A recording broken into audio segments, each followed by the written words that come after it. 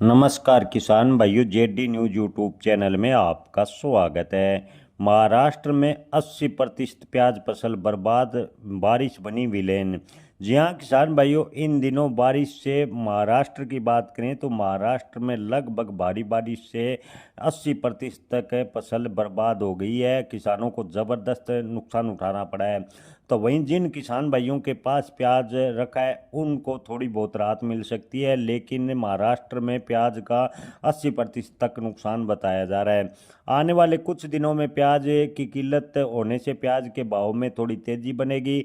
बारिश कम होने पर सरकार किसानों को खेती शुरू करने के लिए कह रही है, लेकिन महाराष्ट्र के किसान प्याज की खेती से लगातार किनारा कर रहे हैं। किसानों का कहना है कि पिछले समय प्याज के भाव की बात करें तो किसानों को 35 से 40 रुपए के लगभग भाव मिल गए थे, लेकिन अब की बार किसानों को बेहद ही कम भाव मिल रहे हैं। इसलिए अब की बार महाराष्ट्र में प्याज की खेती कम होगी। महाराष्ट्र के किसानों का कहना है कि वो प्याज की खेती कम करेंगे। केरल समेत दक्षिण भारत के कई राज्यों में जो प्याज नासिक से जाता है, सरकारी आंकड़ों के अनुसार अकेले 5 लाख एकड़ से ज़्यादा फसल है नासिक से बर्बाद हुई है, जो इसमें से 2 लाख से ज़्यादा किसान संकट में हैं।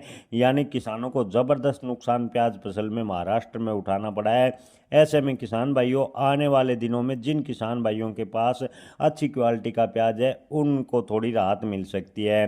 किसान भाइयों, भविष्य में प्याज की किल्लत होगी, इसका सिर्फ महाराष्ट्र ही नहीं बल्कि देश भर के कई राज्यों में इसका असर होगा और प्याज के भाव में थोड़ी तेजी बनेगी, जिससे प्याज को लेकर किसान समस्याएं झेल रहे थे उसमें थोड़ा बहुत लाभ हो सकता है। जी हाँ किसान भाइयों, जिन किसान भाइयों के पास अभी अच्छी क्वालिटी का प्याज होल्ड है उन्हें फायदा होगा। तो वहीं महाराष्ट्र में किसानों को प्याज फसल में बड़ा नुकसान हुआ है। जय किसान, धन्यवाद।